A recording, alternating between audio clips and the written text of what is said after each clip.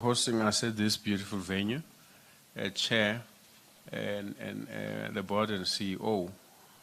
It's really, my remarks are just really to give context. You would know, as our stakeholders and having worked with the Minister of Transport, that particularly this year, being the 30th year of our democracy, the Minister has run a running theme of engaging with our stakeholders. If you like, really giving feedback and a reflection of what it is that the Department of Transport, the sector of transport, has been able to endeavor to achieve and has achieved, in fact, as part of our government in the past 30 years. So what today is our focus is really to focus on the public transport. So we do hope that as we meet here and the Minister does speak to us, you will glean some details on what it is that the Transport Department has tried to do, in fact, as a broader sector, in improving the mobility of this country. What is it that has happened? But it so happens today that Minister Ntshavheni, we are thankful that you are here with the team, because as part of that reflection, there's a very key and useful project that is significant as part of that celebration. It's not for me to comment on it. I'll leave it to my ministers, the principals. But before I go very far, CEO, I think it is in order that you should welcome us, my brother, and welcome everyone who is here. Thank you very much.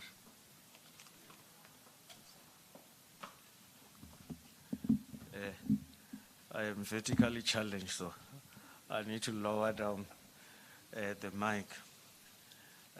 Good morning, everyone. Honorable Ministers, Minister Chikunga, Minister Ntshavheni, board members led by our chairperson, Mr. Themba Mhambi, Ms. Nakaka, leadership of the DOT, the DDG, acting DDG at GCIS and other colleagues, all protocol observed. Welcome to Sandro Central Operations. We're very happy to host you. Really, if you want to get to the ladies and the gents, it's on my right. If you would go further down the passage from the front door, there are also facilities to the left as you walk out. There is no planned fire drill, so if you hear an alarm, it might be that you need to walk out towards the door outside where there's an empty area, and we can gather out there for further instructions. With those said, thank you once again for choosing to use our venue, Minister. It is your facility, and you're always welcome. Thank you.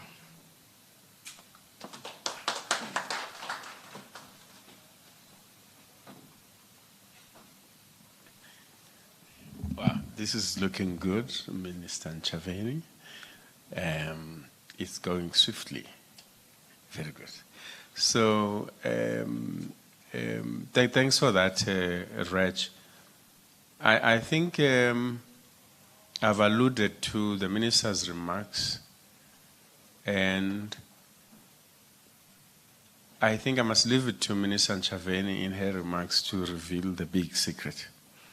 But it might be that before we get there, I must just give colleagues who are not with us in the briefing a bit of an overall. So we are here so that ministers will make their remarks, they will address your good selves as the media, and at the end of both of their remarks, their respective remarks, we will give you an opportunity to put questions to them based on what they have said. But at the end of that session, the host will say a few words to us. We will then proceed thereafter to the front of this building, which I'm sure you saw on your arrival that there's a wrapped mystery there. We will then go to that mystery. Hopefully, we would have heard what it is, and we'll go through a process that enables all of you who might want to see what really the detail of it is. And at the end of that, that really be the end of our morning session. I hope you have a total picture now. At this stage, may I request Ms. Ntshavheni to rise and address us. Thank you very much.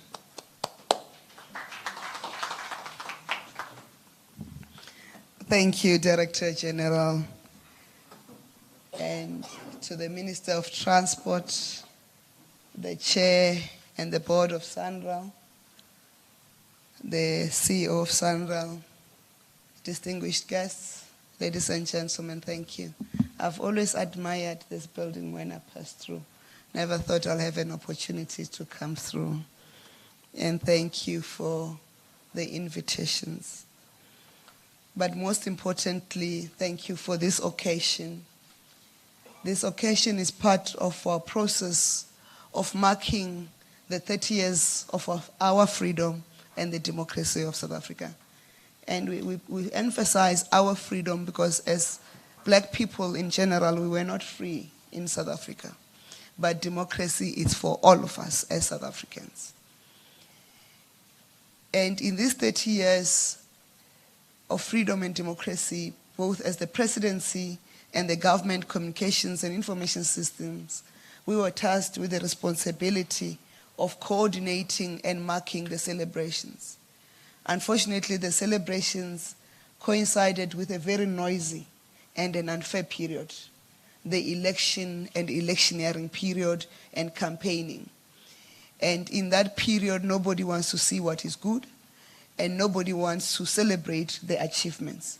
We always focus on the negativity.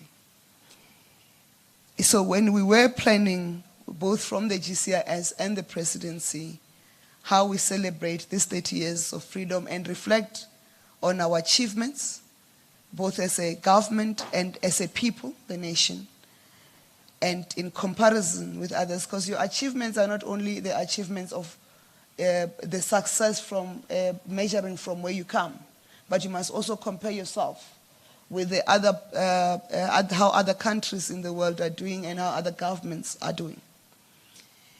Also accepting that you still have challenges. So of course the Department of Transport, amongst others, is responsible for the road networks of this country. I know you'll say you're not responsible for the municipal roads and the provincial roads.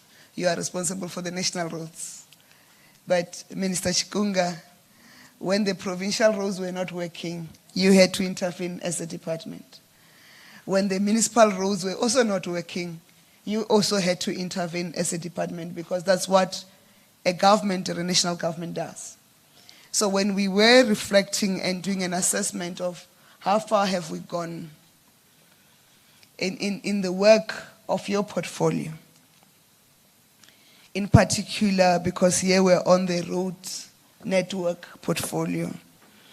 And it's always important that we hear it not from ourselves, but not what we say ourselves, but what others say. So somebody said, and I later learned is the Central Intelligence Agency of the USA in the CIA World Books, because they monitor everything, but you say SSA should not monitor everything. They monitor even other countries, but we'll sort that one out later. It's for a discussion for another day. They say South Africa has a 750,000 kilometer road network, and for that it ranks 11th amongst the countries with the largest road network globally. But when we are focusing on complaining about the potholes and the bridges that have not been done, we ignore that we are the countries, we are number 11th globally with the largest road network, and we don't want to celebrate that. We want to focus on the half empty and forget within these 30 years, that's the distance traveled. To date, and not only in the African continent, but globally, there are countries that do not have a road at some point. You park at a particular destination or a particular point and walk or get onto a horse cart or get onto a bicycle. And yes, of course, they made bicycles fancy, and because of the need to preserve the environment, bicycles are now celebrated and promoted. But cycling was not introduced for that. They were introduced because they didn't have the road network to get the cars to travel in. But they also go further, because we're complaining about tarred roads and potholes. They say South Africa has 275 kilometers of the South African road network that is paved or tarred. With that, we ranked number 13th globally. That is not a small feat, because we are not compared, not within the African continent, but globally. We've got 54 countries in Africa, but we are 19th globally. It means we surpass even other countries globally. And that we don't want to celebrate, because as South Africans, we want to forget our past and that fractured history of where we come from, where a tarred road could not reach Achikunda Marema, where I come from. It could not reach Muleji, even when Muleji is just 10 kilometers out of Polokwane. It could not reach Umhlaba wa Lingana in KZN. It could not reach Umtubatuba, because the wrong people resided there. That our townships, though they were deemed urban, they did not have tarred road or paved road. But today, we talk about the infills or townships extensions that readily have a tarred road, and they even go and ban the very paved road or tarred street, looking for another road, destroying that infrastructure. Or go like my home people in Vuwani, go and dig up a whole tar road because they want a municipality. And then 3 years later, they'll complain that tar road has potholes. They forgot they dug them. They dug the potholes themselves. And I'm just using those examples to illustrate where we've come. So we determined to say, this 30 years of freedom, which is a year-long celebration that we're hosting as government, requires us to then celebrate this huge achievement. And nobody should take it away from Sandra, from the road infrastructure contributors, whether civil engineers. We've got some of the most beautiful roads, and wherever I traveled, and I've had the privilege of traveling, not when I was a minister, because when I'm a minister, they say you're doing public relations. I traveled when I was very young, and I'll tell them that we've got a spaghetti junction, we've got a flying saucer, we've got gululis. I don't know what gululis is. I see even in Polokwane, even in Botlokwa Talks, you've put another flying saucer. And our roads are not just roads, they are also the art of engineering,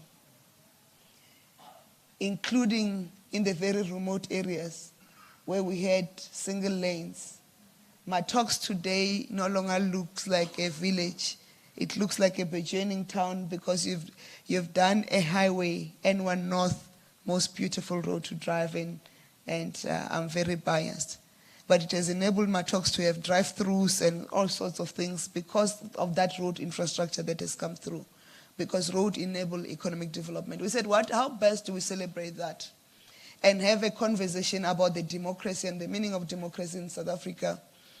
Of course, when you are a poorer cousin, you have to rely on a richer cousin and other people's money. I was once an entrepreneur. So we made a call, of course, to the Minister of Transport and the richer cousin, Sandra.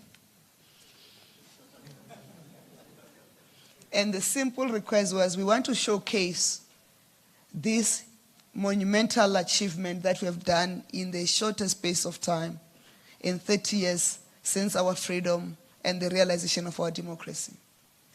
And we said, to do that, we want to take a bus along the journey and have stops at community meetings, at the imbizos that we're going to have, and at the IDP consultation forums, at Mahutla, at the traditional leaders, or any other community meeting that we'll find. We want to travel to Diepsloot, engage with the communities of Diepsloot, and have that recorded, but do it in a bus that celebrates and that records the town. We are hoping CEO, and I know you are an engineer and they tend to be very stingy, but we thank the board for approving the budget. We need the speakers on the bus, we need the cameras on the bus, because that road network, as we are driving, it must be showcased, it must be recorded. When we make a stop, we must say, how much have we traveled on the national road without a pothole? And I dare anyone in South Africa to challenge me and tell me which national road has a pothole. Sometimes you inconvenience us. Yeah, that's true. Sometimes you inconvenience us with the road works that you continuously do, but we don't appreciate how much of that improves on the quality of the roads and the ability to move our goods and produce without a hitch. Yes, we would prefer a train minister to move out the trucks from the roads.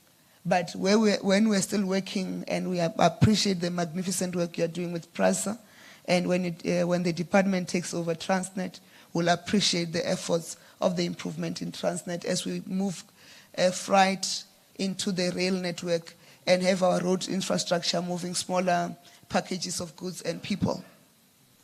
And I'll say without fear of contradiction, we have no national road that has a pothole. And you started to work from last year to take over the provincial roads to make sure they don't have potholes. It was a battle, but you got where you are, and we have full confidence in that work. So the bus we are expecting to receive, Minister, you'll see it with the presidential imbizos, which we are going to be multiplying. You'll see them with the ministerial imbizos. We'll see them at the IDP's consultations. We'll see them at the public and community participation meetings. You'll see that bus recording the engagements of South Africans reflecting on their 30 years. And when we do that engagement, we'll be doing that engagement knowing that we've started the next journey of another 30 years. They've said in Africa, after 20 years of freedom, and the stability never happens. We are 30 years and we are stable. Tomorrow we are inaugurating a president of the 7th administration, and it will go without a hitch. And I look forward to ride on the bus, on the Freedom and Democracy bus tomorrow, as we have integrated it in the inauguration.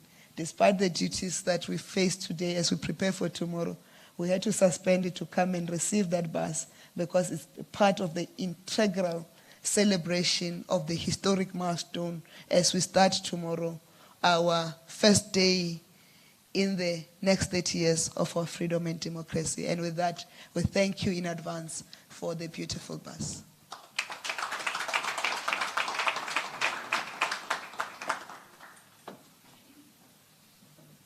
Wow.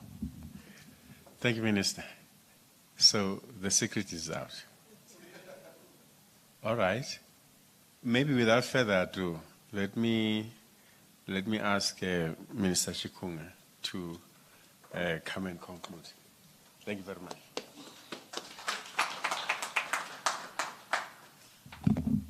Thank you very much, DG, who is also our program director, Advocate Mlau, Minister in the Presidency, Ms. Khumbudzo Ntshavheni, chairpersons and CEOs of our state-owned companies, senior managers that have joined us here today, members of the media. Just to remind you, Minister, that in South Africa we had the world boxing champion by the name of Dingan Thobela, the late. He used to say, I'm the Rose of Soweto, and I come from the dusty streets of Soweto. His son cannot say that today. He cannot, because there are no dusty streets in Soweto today.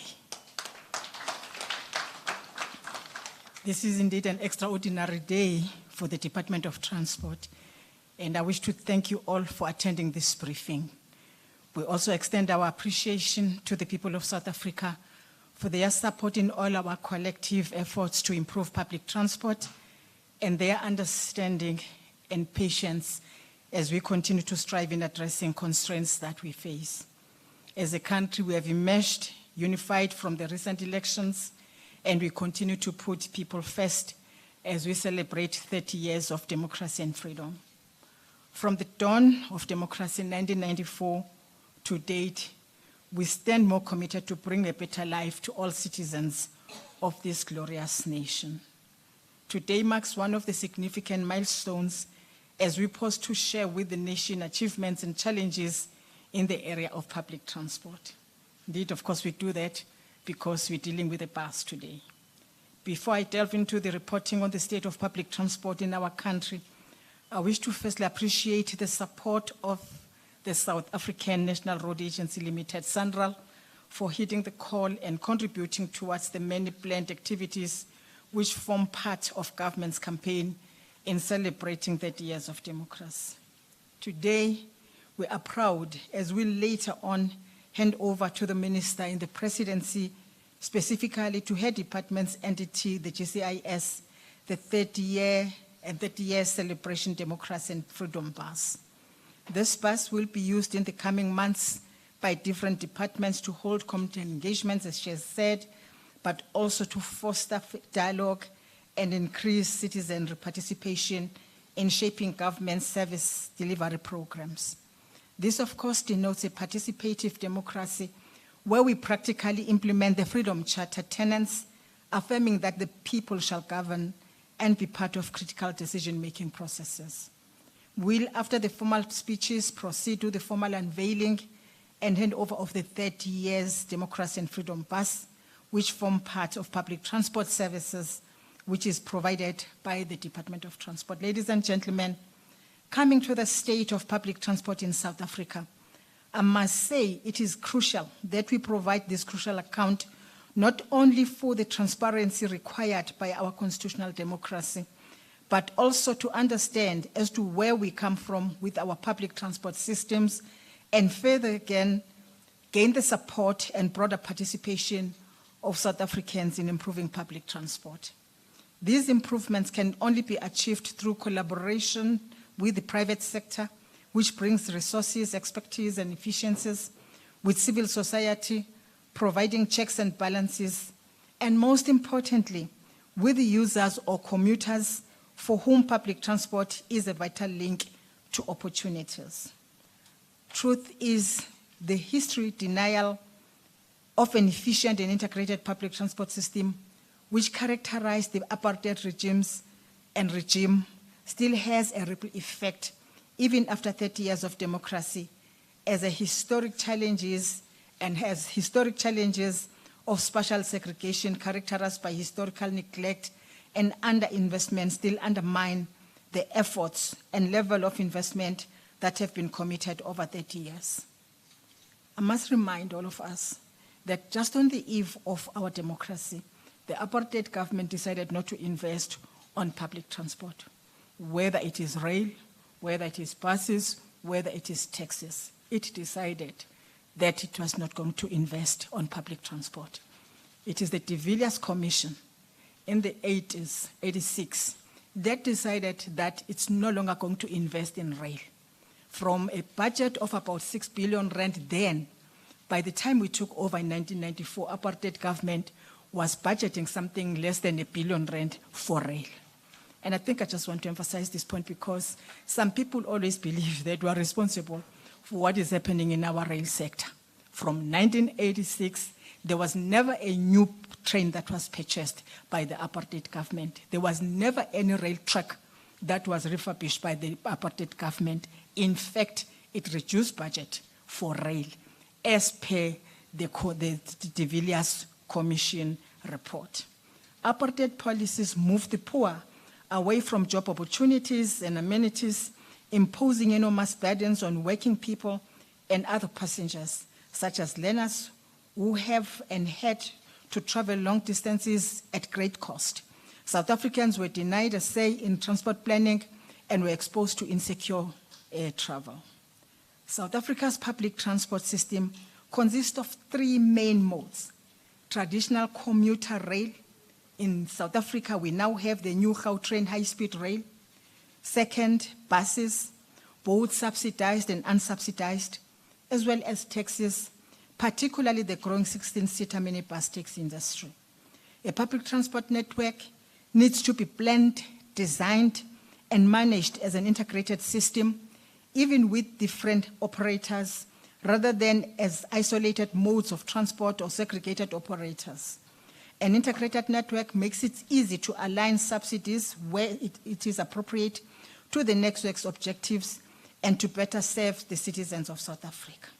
Since the dawn of the democratic dispensation, government has introduced quite a number of policies and legislative reforms. For instance, in 1996, the national government published the white paper on national transport policy, which was revised in 2021. The white paper articulated a mission that promoted the use of public transport over private transport through a strongly customer-based, affordable, integrated, safe and effective system in both urban and rural areas. This system would be designed in such a way as to improve levels of accessibility for all. In 2007, Public Transport Strategy and Action Plan proposed the move from current basic supply-oriented commuter operations towards demand-based services with the introduction of new services, modal upgrades, and transformative vehicle revitalization for the development of integrated public transport networks, which is known as IPTNs. 2009, National Land Transport Act was passed and introduced a shift to the development of integrated public transport networks to support the public transport strategy. It established municipalities as transport planning and contracting authorities.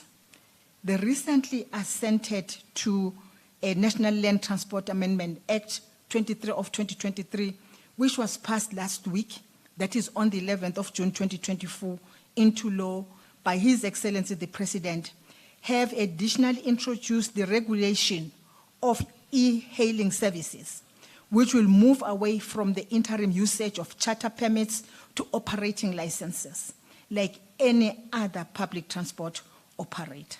Of course, I can report here that we now already have the draft regulations to effect the implementation of this important Amendment Act.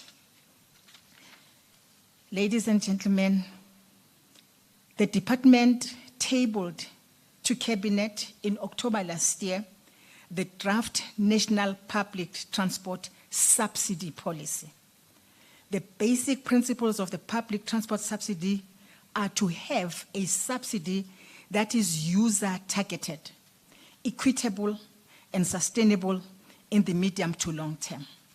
You will know that wherever and whenever you meet with the taxi industry, they will always say we are the black-owned business, but government is not subsidizing us.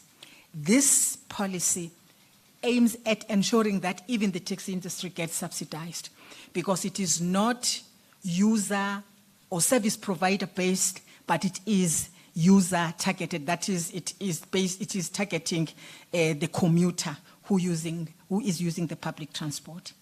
The Department of Transport developed an accessible transport strategy in 2009, which won an International Zero Project Award in 2018 in recognition of its innovative approach to universal accessibility. This approach supports the United Nations Convention on the Rights of Persons with Disabilities, signed and ratified by South Africa in 2007.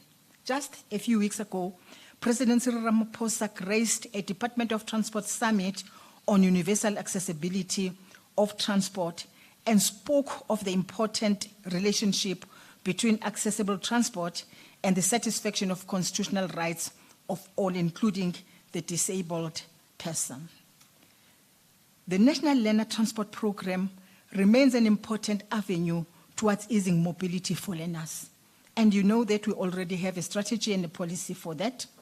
And we are proud to say that in South Africa, the learner transport is provided to 4,204 schools nationally. And this program is fully funded and provides a free service to learners with a budget allocation of 4.7 billion rand. Seated here, you also are aware of our Shova Kalula bicycle program, which was introduced in 2001. Also, it is meant for learners who walk a distance of 3 to 5 kilometers to school and 3 to 5 kilometers back home.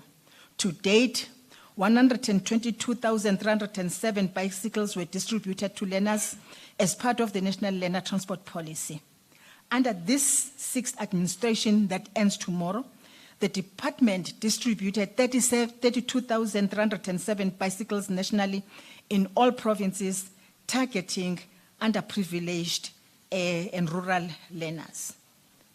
Cumulatively, we have spent a total of 69 billion rand, which we invested in the public transport infrastructure as well as operations. This, a total of 55 billion rand has been spent in 13 cities between 2006 and 2024. This has translated into the following achievements: 131 stations of BRT that we refer to as bus rapid transport. The correct name is IPTN, which is Integrated Public Transport Network, that you see here in Pretoria in Gauteng. 131 stations were built. 253 kilometers of dedicated and bi-directional trunk routes were also constructed. 302 kilometers of mixed traffic bi-directional trunk routes were also constructed. 260 kilometers of two-way cycling, pedestrian, and non-motorized transport facilities. 2,628 bus stops were constructed, 11 depots, 44 million passengers carried per annum as of 2023-2024 financial year. Integrated public transport networks operating at between 14 and 20 operational hours, with approximately 1,020 vehicles that we now have being operated on those routes.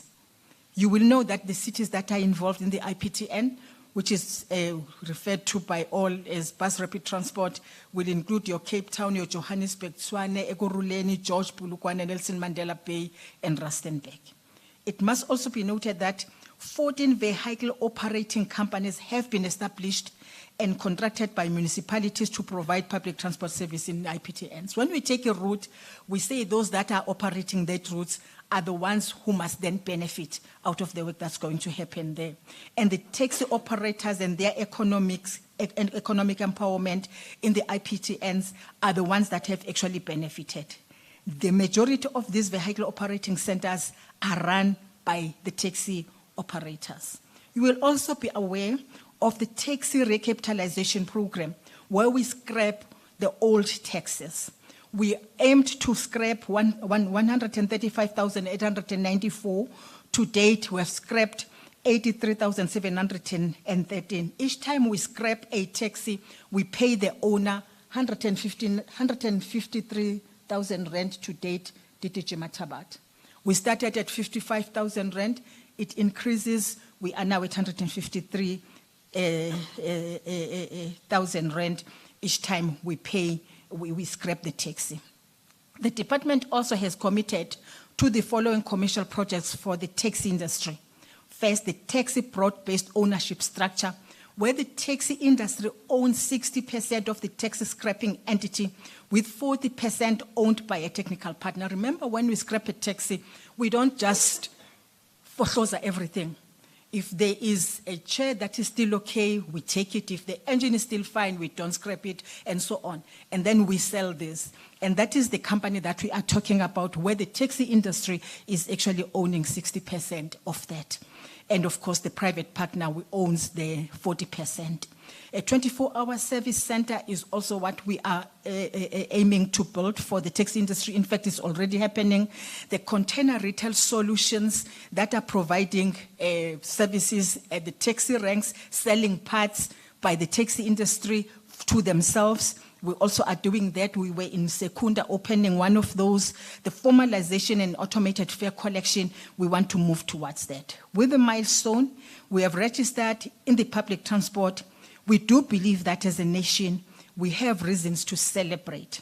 But of course, we have reasons to forge ahead together, addressing challenges that are facing us going forward.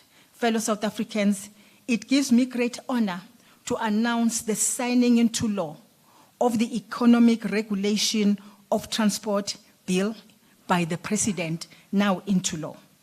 The Act will see the consolidation of the economic regulation of transport into a unified framework and policy. It aims to primarily promote the development of a competitive, efficient, and viable South African transport industry, contributing to economic growth and development. It establishes two important entities, the Transport Economic Regulator and the Transport Economic Council. It actually ensures that a Transport Economic Regulator will ensure the access of whatever that is happening in the transport sector. If you want to operate in the rail sector, you will be able to go to the TER and apply for the permit, operating permit. But also it is going to deal with the issue of cost. For instance, unfortunately, Sanral, it's no longer going to be yourself who decide on how much you're going to increase the tolls. It will be the TER that's going to do that. It's no longer going to be the regulating committee in the aviation sector. It's going to be the TER that is going to do that, whilst it ensures that everyone can access services in the transport sector. It deals with the monopolies so that, of course, we have many of us ready to access those. So if you want to operate, if you want to own a train, this TER ensures that you can now own a train and you can operate it on our rail infrastructure. And this is what it is bringing to us. But of course, it also brings into existence the TEC, which is Transport Economic Council, which will be an appeals council. If you are not issued with the operating license and you're not happy about it, you will then appeal to the TEC. And this is how important this act is for South Africa in moving South Africa forward, but also ensuring that we are able to once and for all move rail-friendly cargo from road to rail. It can't be that we continue to see coal on the road, to see what we even say poisonous or inflammable goods on the roads. Those must go to rail. And therefore, they should just be, it should just happen like that. And this important act that was signed by the President into law will enable us to do that. And it comes at the right time when we already have the freight logistic roadmap together with its implementation plan, the private sector participation strategy that was approved by Cabinet. And therefore, this actually says you can now move as soon as possible, establishing this. And of course, the ports regulator will form part of that body, that entity that actually is going to introduce the TER. As I conclude, the Department of Transport, together with our entity, the South African National Road Agency, which construct our beautiful state-of-the-art paradise roads, national roads in South Africa, will ensure and also ensure the movement of people in our public transport buses. We are happy that together we will be handing over the bus to the Minister in the Presidency. Today, in concluding our state of public transport in the country, we wish to launch and hand over this democracy bus to Minister Ntshavheni. The term bus is short for omnibus, which means for everyone. So buses are for everyone. They are not for poor people. They are for everyone in South Africa, as it happens in some parts of the world. It often symbolizes the taking a journey. So it fits well with the idea that we should all embark on a journey to commemorate the arrival of democracy and freedom. We say, get on the bus. As indicated when started, this bus will travel the length and breadth of our country until April next year, spreading the message of what the government has delivered to bring a better life to the people of South Africa over the past 30 years. The bus will be managed by GCIS, but available to all government departments for various campaigns. As you will see when you board the bus, it is fully kitted out to ensure that public servants continue their work while traveling on the long road. We urge all government departments to take ownership of this bus, as we will also do as the Department of Transport. The first assignment will be this weekend, when it will be used as part of the Youth Month activities. But already the minister has said, in fact, it starts tomorrow when we will be inaugurating our president. It therefore gives me a great pleasure that today I will be handing over the democracy bus on behalf of the Department of Transport to Minister Ntshavheni. Minister, we say, get on the bus. I thank you.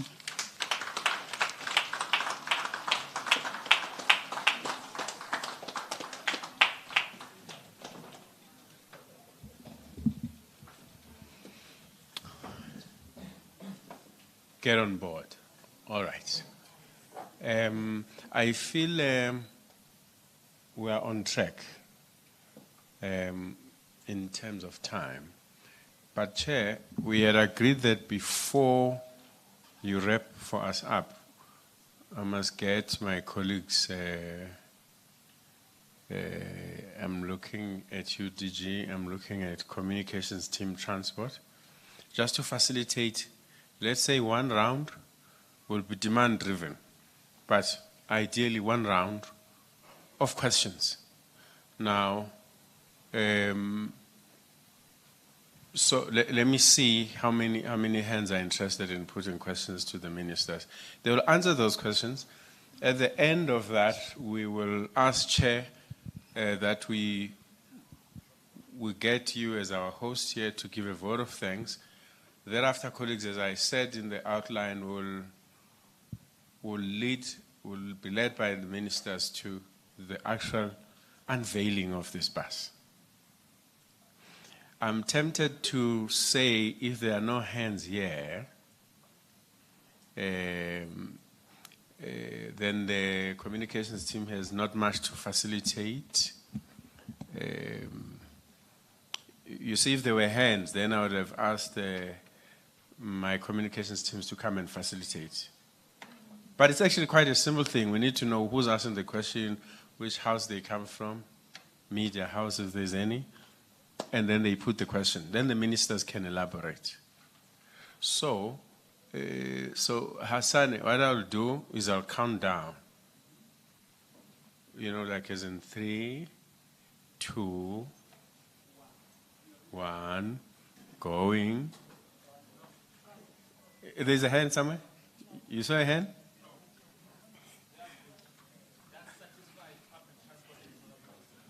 The ministers have never been this clear. Come now. It may be, ministers, that when we unveil the bus and we do a walkabout, at the end, some questions might then be there on a one-on-one basis. But Ndadem Hambi, it behoves of me to hand over to you. But otherwise, we're much obliged. Thank you, my brother.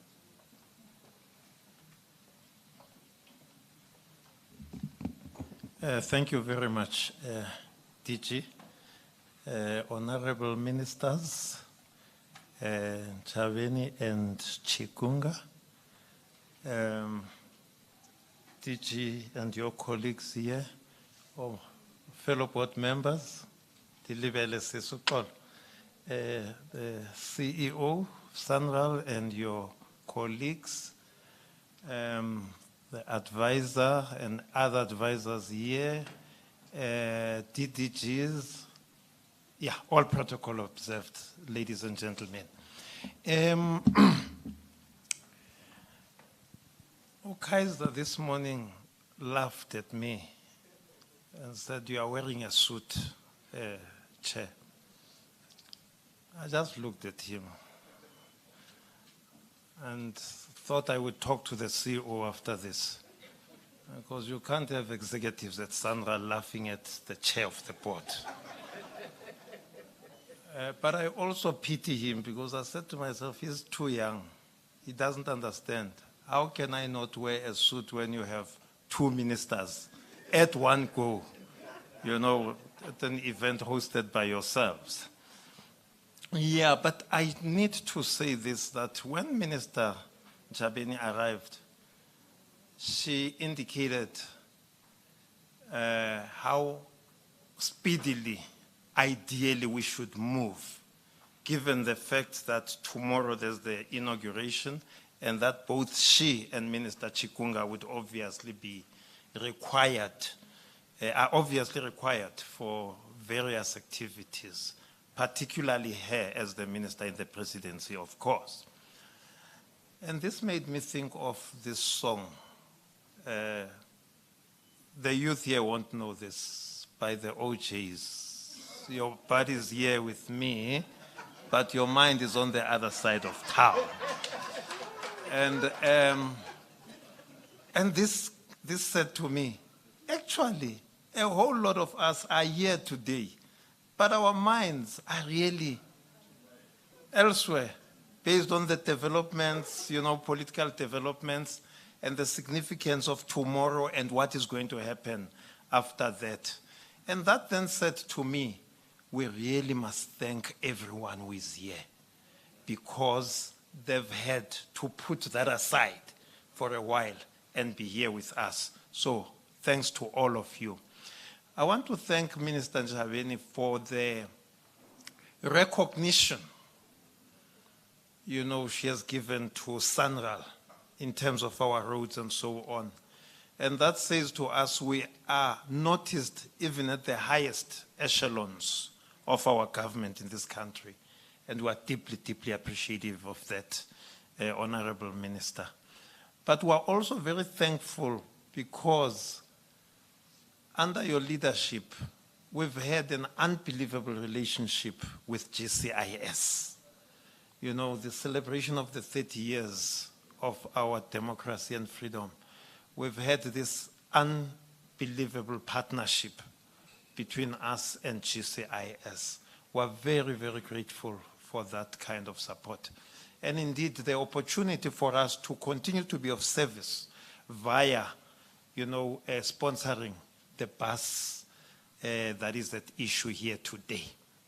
But all of that would not have been possible if we did not have, as our executive authority, a person such as Minister Chikunga, who has given us the space to express ourselves as an agency of the people of South Africa. You've made it possible for us to remove SANRAL from the list of elitist agencies in this country and to make it a people's agency, a true public agency, a true state-owned company, rather than this quasi-private entity that we seemed to be in the eyes of the masses of South Africa. And therefore, we're very grateful for that, Honorable Minister. This bus continues that journey of taking SANRAL to the people in line with what our government has done over the past 30 years and in line with the policies and the principles of our government, which is to reach out to the people. I was very happy when Minister Ntshavheni outlined what is going to happen with this bus, because that talks to taking it indeed to the people. So we want to thank our government.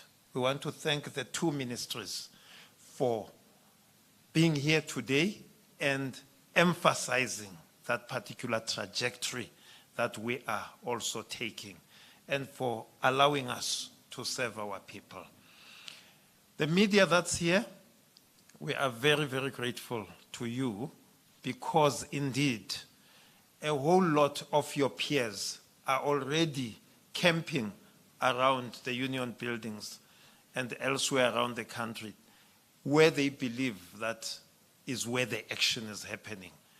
So we are grateful that you are here, and indeed everyone else, including our DGs, together with our staff members, our CEO staff members, because all of this would not have been possible without all of you. So please, a big up to everyone, and thank you very, very much. Thank you, Chair. Thank you, Chair. Thank you very much. Ministers, thank you very much. I think what I would request is that we allow the ministers to lead us. some of us will have to run ahead, but all of us, if we could just give them space to lead us, we will meet at the front. We thank everyone. Thank you very much.